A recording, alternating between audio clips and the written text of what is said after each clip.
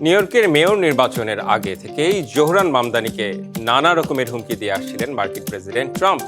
কিন্তু মাত্র 34 বছর বয়সী তরুণ অভিবাসী মেয়র তাতে দমে যাননি এক ফোঁটাও। বিজয়ের মুহূর্তেই উল্টো চ্যালেঞ্জ ছুড়ে দিয়েছেন যুক্তরাষ্ট্রের প্রেসিডেন্টকে। তাকে আরও আওয়াজ বাড়ানোর আহ্বান জানিয়েছেন। এরপর থেকেই চলছে দুইজনের বাকযুদ্ধ। নিউ ইয়র্কের রাস্তায় নতুন এক নামের প্রতিধ্বনি, জোহরান মামদানি। শুধু নির্বাচনে জয় পাননি, তিনি সূচনা করেছেন এক নতুন রাজনৈতিক যুগের। কিন্তু জয়ের পরই শুরু হয়েছে আরও বড় লড়াই, সরাসরি প্রেসিডেন্ট ডোনাল্ড ট্রাম্পের সঙ্গে। মেয়র পদে জয়ের পর দেওয়া ভাষণে মামদানি সরাসরি ক্যামেরার দিকে তাকিয়ে প্রেসিডেন্টের উদ্দেশ্যে বলেন, ডোনাল্ড ট্রাম্প, আমি জানি আপনি দেখছেন, তাই বলছি আওয়াজটা আরো বাড়িয়ে দিন।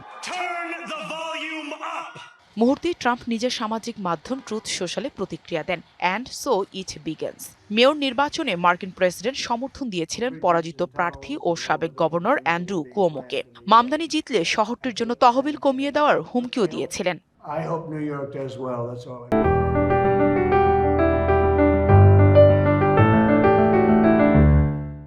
তবে মামদানি এতে টলে যাননি। তার কড়া জবাব, যে শহর ট্রাম্পকে গড়েছে সেই শহরই দেখাবে কিভাবে তাকে পরাস্ত করতে হয়।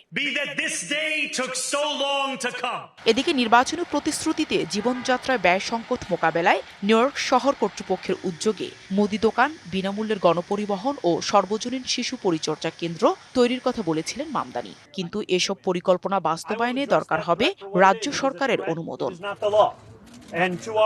ট্রাম্প প্রশাসন এরই মধ্যে $18 বিলিয়ন ফেডারেল তহবিল স্থগিত করেছে।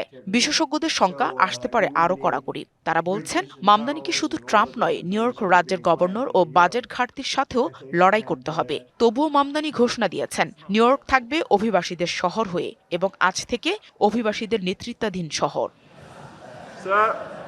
তবে প্রেসিডেন্ট ট্রাম্প যদি অভিবাসন দমন নীতিতে কঠোর হন, তাহলে মামদানি আইনি লড়াই নামার ইঙ্গিতও দিয়েছেন।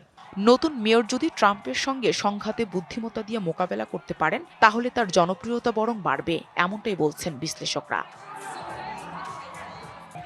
Nahida Rinthi, DBC news desk.